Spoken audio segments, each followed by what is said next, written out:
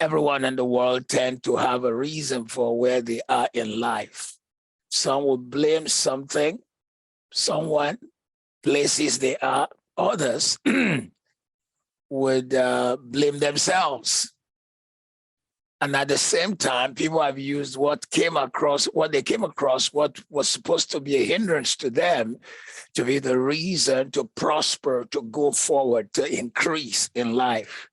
Steppers and stoppers, habits, attitudes, belief systems, and actions. I hope you'll stay with me on the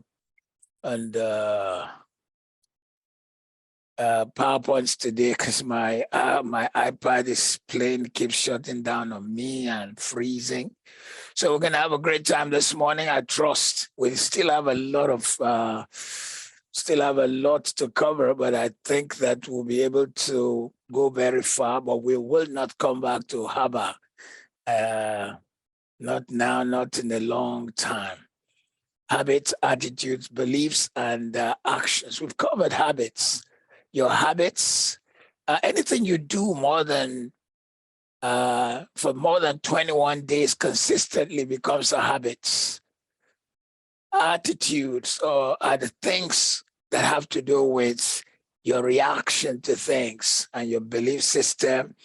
You may not realize it. They have a way of influencing your thinking, influencing your focus, influencing what you receive.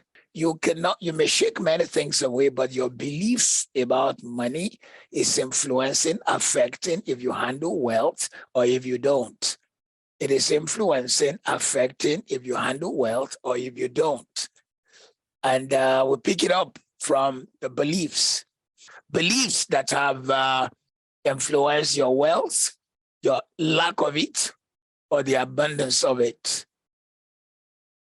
Slide 42 says it's a dog-eat-dog world out there, survival of the fittest. So many people believe that the reason they cannot prosper is because we live in a world of dog-eat-dog and it's the survival of the fittest. Well, technically, yes. Survival of the fittest.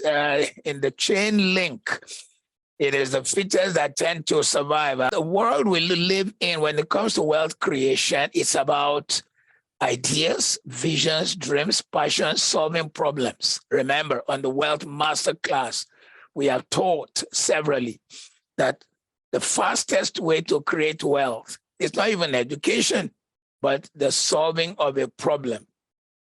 The solving of a problem. When you solve problems, you create wealth. When you solve problems, you bring answers to people. So remember again, when you solve problems, you create wealth. Number 43 says, in climbing the ladder of success, you have to step on others on the way up. That is the belief of some people. And they think, therefore, I don't want to step on anyone. I just want to help people. I want to, no. You don't have to step on anybody to create wealth. That is a belief that is not correct. If you believe that you must step on other people, then you have gotten the concept of wealth creation wrong. You have to realize that you can create wealth without stepping on anyone.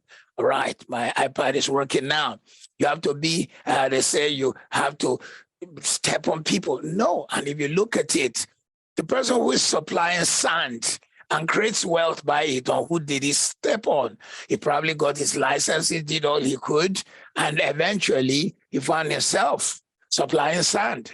We're building an estate, and there's a gentleman right now who's supplying us sand to fill up places that's full of water, or to bring up the level of our estate to the level of a major road. Because if you build an estate and your estate is lesser or lower than the major road, if there's a flooding, the water comes to you. But if you are higher than the major road, you've risen above any flooding. We want people to have an experience of an estate that they can live peacefully, joyfully, without worries. But you see, the man who's supplying the sand, every truck he brings, he's making so much money. I think the guy right now has supplied us about close to 1,000 trucks of sand. Jeez, man. and the truck is costing us 59,000. In fact, he's cheap at 59,000. The previous suppliers were 70,000.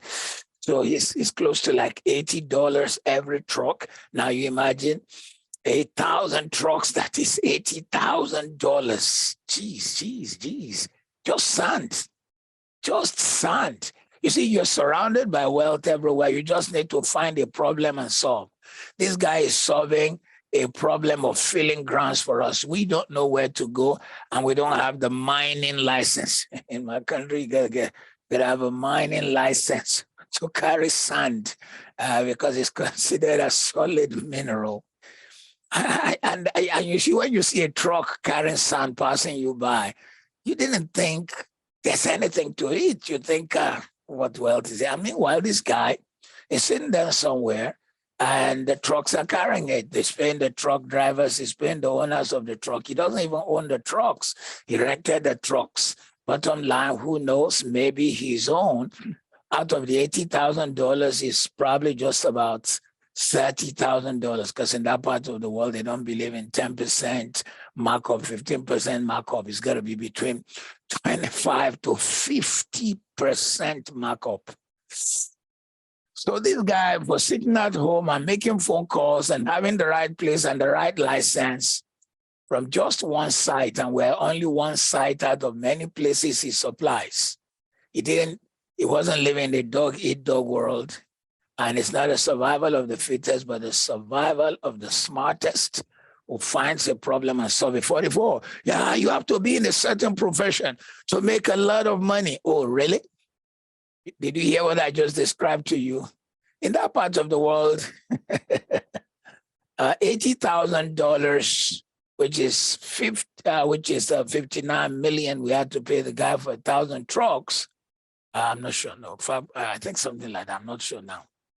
I think that's about it. Yeah, 59 million. We had to pay, or maybe something close to that. It's the salary which a person will be the CEO of a bank or deputy CEO of a bank will have to earn. Sand supply. So it had nothing to do with paper qualification. It has to do with wealth building and wealth creation. It isn't paper certification that creates wealth. It's dreams, visions. So remember again, habits, attitudes, beliefs. So if you lock yourself in a belief system that says only people of a certain profession make a lot of money, then you miss it. You could, if you just realize that you're solving a problem and you put systems in place that help you with the solving of that problem. If that man was supplying one truck of sand, he will be solving a problem. But remember, in this Wealth Masterclass, we've taught you the importance of scaling. He went and he rented something like, I think, about 30 trucks. So he has scaled from one truck supply to 30 truck supply. So he's able to meet the capacity we want. In fact, when his trucks begin to drive in, sometimes my guys were spreading the sand with what we call a payloader, have to move very fast. The payloader is moving fast. The excavator to dig more places to put it is moving fast. Scaling. I'm just giving you illustration from sand supply. If you sit in the corner of your house and you only just got a 9-to-5 job, remember what we said. You are in the ESBI zone. E for employment, and so your level of income is limited. S for self-employment. Self-employment is glorified employment. It is just employment with you being the employer and the employee. So there is a limited income unless you scale. ESB, B is business. You create a business, helps you to be able, so this man whom I mentioned, he's created a business, sand supply, and he has created a blockchain system, rented truck from some people.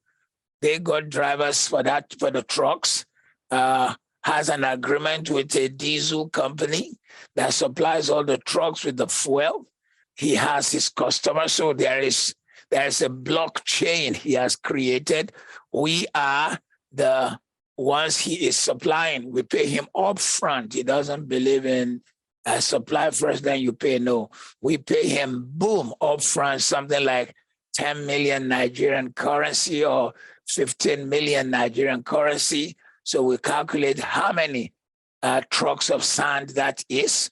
He has his staff on ground to be marking the number of trucks that can we have too, so that trucks don't begin to multiply without coming.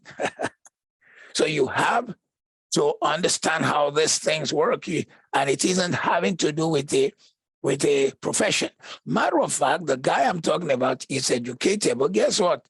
I've never asked him what he read. Chances are that he read classics in the university or English or some heterogeneous course like information system, business administration. Some of them they just enter university, international relations. And there's no international person he's relating to on our grounds. Next slide says only a few actors, musicians, artists, writers, yada yada, ever make it to the top. That's true. Today's world, musicians, if you have a hit song, the chances are that you will sell globally. In fact, you don't have to be in the country where people buy your music. Some songs, and there's been a crossing of platforms. Songs from Africa have entered Europe and gone to places. Songs from Europe have gone to the Middle East. Even religion has not been able to stop some songs. Biases and prejudices have not been able to stop some songs. I've seen videos of people dancing to music that came out of my country in recent time. Uga came out of my country, or Doiwu came out of my country, and you see people dancing it in America, in the Middle East. Matter of fact, the last World Cup, Buga became a big music they played in the stadium.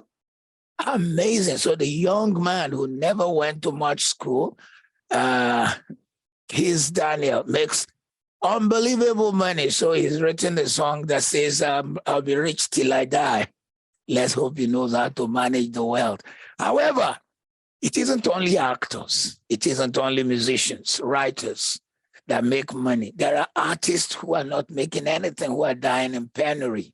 There are musicians who nobody knows about, who have even written hit songs, or somehow they've scaled in or sailed into the oblivion, or they actually made the money but didn't know how to manage it and multiply it. There are writers also who have written great groundbreaking books, but today are broke.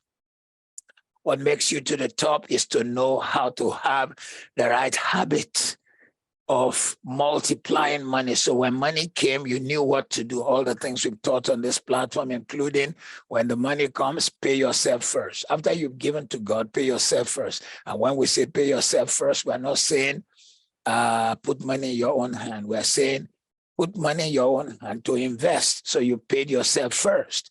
You've kept something, What Joseph told them, he said, put something away, put something away. Put something away to handle the famine years. I mean, paying yourself first, you don't put it in savings account, you put it in investment. Because investment have a way of multiplying what you put there. Investment is a seed. Eating it is bread. The Bible says he gives bread to the eaters and seed to the sowers. Powerful statement. He gives bread to those who like eating it, and he gives seed to those who like sowing it. So when you sow it into investment, it multiplies. It multiplies. It multiplies.